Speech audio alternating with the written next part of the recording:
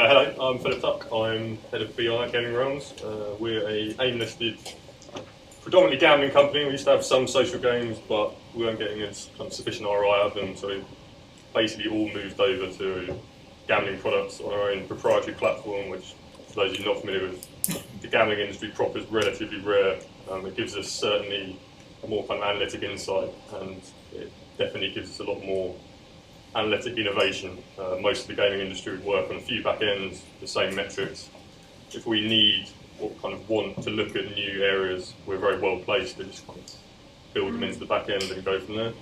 What I was going to talk about today was we have a very, very strong mobile base and a very strong kind of mobile growth compared to many in the gaming industry, and a lot of the observations that we've got coming in from it have been quite interesting within the gaming space. Some of this might be pretty standard if you're working on non-gambling products, so apologies if I'm going over anything which is very common, but certainly in gaming a lot of this isn't particularly obvious as the shifts have kind of come in. First thing I want to look at is how multi-device has changed in gambling and in our kind of base. It's a poor diagram-ish for this sort of presentation, but the key kind of thing we found with this is that the number of people on desktop and mobile, which is represented on these by the blue, is very concentrated in urban centres and around commuter belts, but predominantly within urban centres. There's a few potential hypotheses for this within gaming. Commuting is probably one of them. I know Google and their kind of work on driverless cars is probably driven by trying to free up hand time. A lot of time spent with your hand on the wheel, which I'm sure data like this from countries with lots of trains is probably reinforcing. Certainly, this throws up very complicated problems for us in gambling. In the old kind of classical model of online gaming, it was very desktop heavy. It behaved very much like a casino.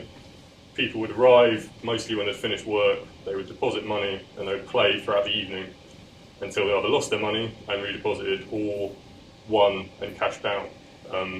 Post moving to both mobile and desktop play, this pattern of behaviour has become very, very shifted into lots of sporadic play. And obviously from an analytics and bonusing point of view, desktop play is much simpler. It's one session, you can look at it, you can see how their play's progressed over it, and you can have a pretty good idea about what their mental state is at the end.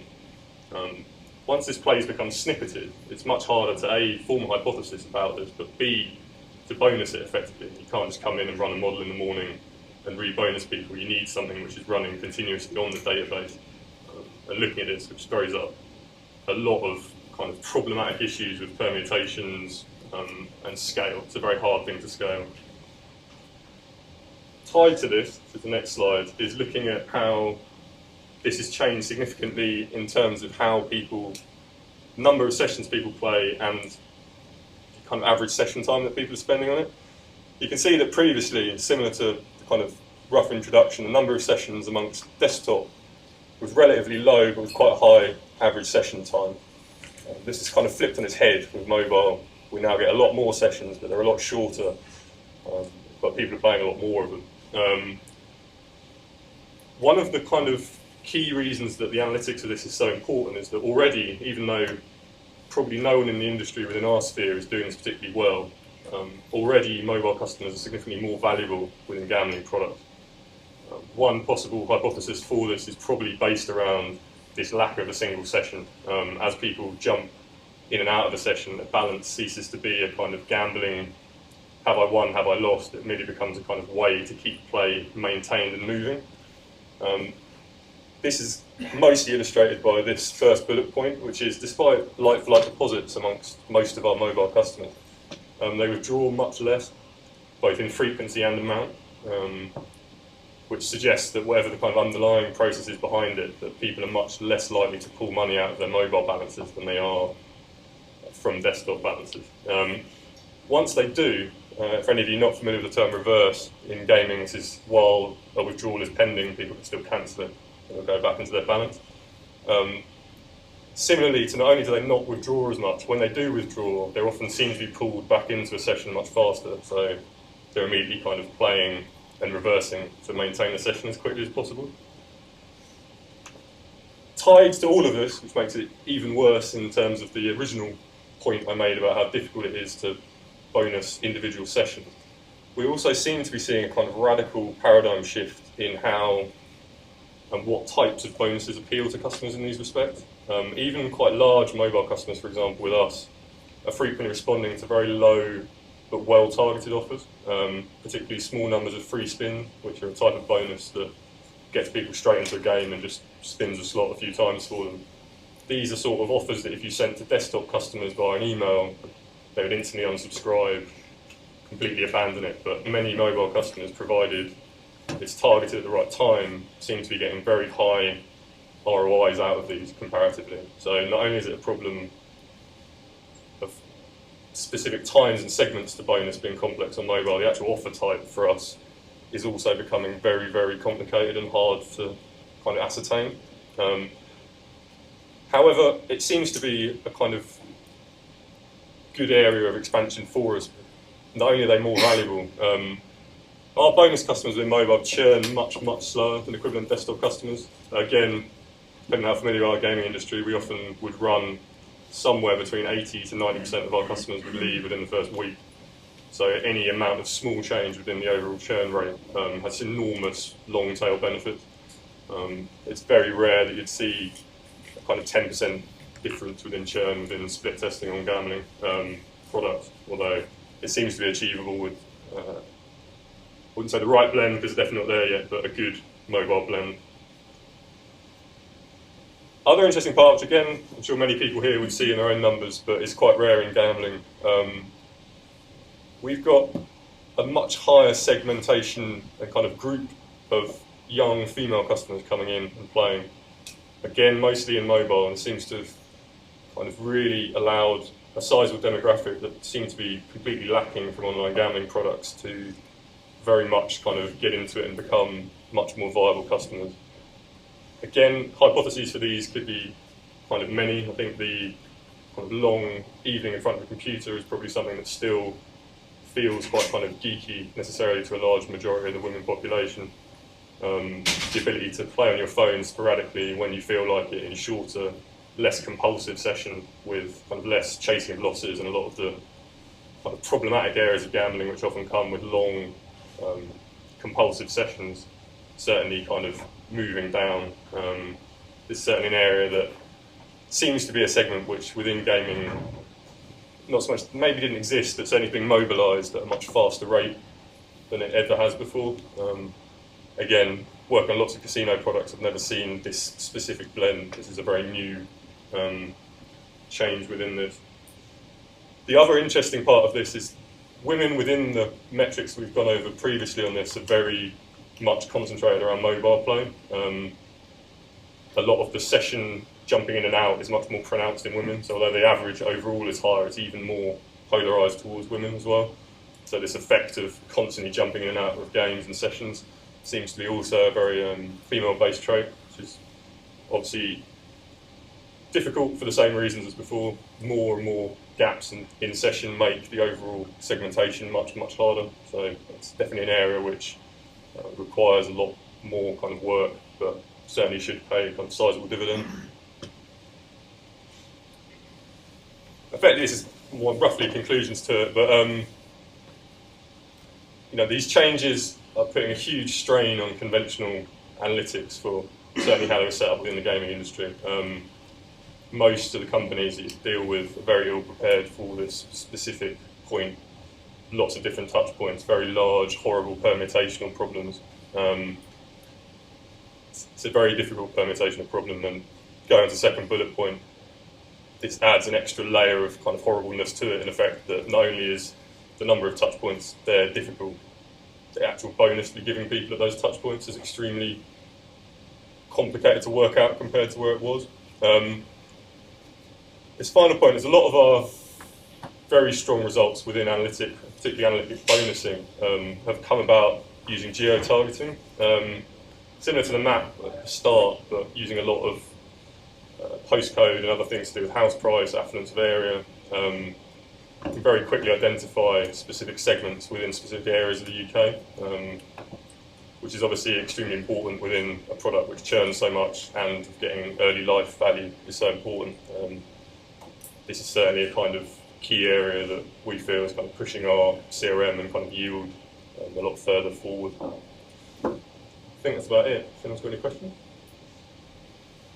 One thing that we're starting to see is distinct differences between gameplay. For example, during the hours of darkness and during the hours of daylight. Yeah. Have you been spotting that as well in your environment? Yeah, so we would tend to have very specific points throughout the day that have very different play types. So you have a lot of what we call time device players, people low staking but will just play very, very long sessions, fill the day, again, running, as you might expect, mostly through the day. Post pub closing time, kind of 11 to 4 band, you have a lot more kind of classical gambling, long sessions, chasing losses, multiple deposits, the kind of much wilder sort of ride of it. However, one of the interesting things about these sessions splitting up is that pattern seems to become heavily muted. People, particularly within our products, they don't seem to get into the flow where they start upping their stake or playing very long. It seems still to be quite stop and start. Right. Even in households, the weird one of this took a long time to look at, is even in households that are only using a mobile, so even players when they're sitting at home aren't playing in the same way that they play on a desktop. They're less absorbed into it. There's obviously stuff going on, there's TVs on, they're holding down conversations, the absolute plugged in kind of classical idea of kind of online gambling is very much split in this, even in environments where people are in the exact same place they're using a desktop. Because we've seen things like Friday is good, Sunday is bad, darkness is good, daylight is bad. So you start to combine those effects, the sort of post-pub Friday night effect kind of can become quite significant. Yeah, I mean our single biggest outside variable is sunlight. The hotter it is, the less people gamble. Our summers are very poor compared to our winters, and you can even comment on the exact correlation, but it's heavy enough from a kind of Pearson that it's very observable. Yeah. Somewhere between 10 and 20% of your revenue. This Easter weekend, for example, we ran significantly behind where you might expect, purely because it's very sunny. But this effect is most amplified in the day, early evening. The pub evening trade is still roughly similar. Any other questions for Philip? Yeah, can you say anything about any kind of behavioural segmentations you've done, or have you looked at that? Because I know you've got the demographics for different types of players by age and gender and so forth. Yeah, so weirdly enough, this is something that's quite visible and easy to show. Most of our kind of hard inputs to our bonusing algorithm particularly are mostly based purely off of behavioural segmentation. In gambling, the single biggest kind of influencer of churn is effectively how quickly people lose. So how that is considered in the context of what the player's after. As a very simple example, the classical split in, say, slot players would be time on device players, small stakes, long sessions, versus players that are trying to win jackpots. And they would tend to stake up much higher but play much shorter sessions. Now, the person who's looking for the jackpot is playing a very short session but is happy with that. So if that happens to them, they wouldn't even necessarily need prompting to come back. However, a time on device player who loses at that margin is going to be an absolute kind of hell compared to where they're normally at for a given session. So effectively previous behaviour and what people seem to be doing with their depositing and their play. So it's like the lobby system with queue, depending on what kind of bucket you put them in? Or yes, at the moment we've got a project that's about to just go live, similar to the kind of Amazon recommender, but for slot product, which tries to bucket people quickly into what type of slots they like, and then it just shows top 3 of them at all times. There's been a big problem, similar to Amazon had, of kind of paralysis of choice in online gambling. The classic paradigm is very much huge list of every slot under the sun. We seem to get much higher yields when players are shown only a few things, but things that they're very keen on playing or very similar to their taste. So hopefully when that goes live, we do influence it to a sub-degree with free spin bonusing, which we use as an input. So if someone plays a specific type of slot that suits them, we would often try and bonus them with other slots that are similar but not the same. Any else? Is there a difference in your practice between customer retention between male and female? Yeah, so women tend to spend less but churn slower. I haven't completely gone into the exact correlations of it, but I guess it'd be roughly to do with the point I mentioned about how mobile play is more sporadic on women. And the more sporadic it is, the less you seem to have upstaking, and the more kind of engaged the longer period a customer is. But yeah, certainly the kind of classical stereotype of what you might think seems to still be under the surface in gambling, that men seem to stake more in faster sessions and women seem to stake less in longer sessions. Do you find any, I mean, you were talking about the different kinds of games, do you find any differences in how people play cross games? Is that a way of kind of motivating people, getting them to cross games, or keeping them in one game, or how does that work within the analytics? So people generally, it's actually a very low number of slots that people will play. I think the average for us is about 2.7 over someone's lifetime, which is staggering how many there are. There's a few kind of potential reasons for it. Certainly the mean isn't remotely normally distributed. That 2.7 is a very false average because it's basically all ones and or tens. So lots of people have a specific slot that they know and love, and they prefer our platform, or they prefer our bonusing, or they ran well when they first played it, and that's now where they put their play. However, if you can get even small numbers of those players who've only played one slot to play two on your site, retention increases dramatically. So it's a clear priority to try and get them onto this, and the underlying logic of it seems to be related to how much churn impacts, so how much the speed of loss impacts the player, which is that if they play their favourite slot and they lose very quickly, if they're only used to playing that slot, they'll leave. But if they've got other slots that they think they kind of go and try their luck on them, and as soon as they start to win on one of them, then you'll have a very long session or that sort of thing. So the ability to get people jumping around slots within your platform has quite a clear relationship with them staying longer. One more question, maybe? How did you get the ages of the people? So all gambling products, we have to KYC. So we effectively have to check them against the electoral register to check they're over 18. Yeah, so unlike, say, with Facebook games, the equivalent, the downside of this, of course, is that our registered deposit and that sort of metrics are very, very weak comparatively. But yeah, to get a depositing customer, we have to know their age, checked against the electoral register. Well, thank you, Philip, for that.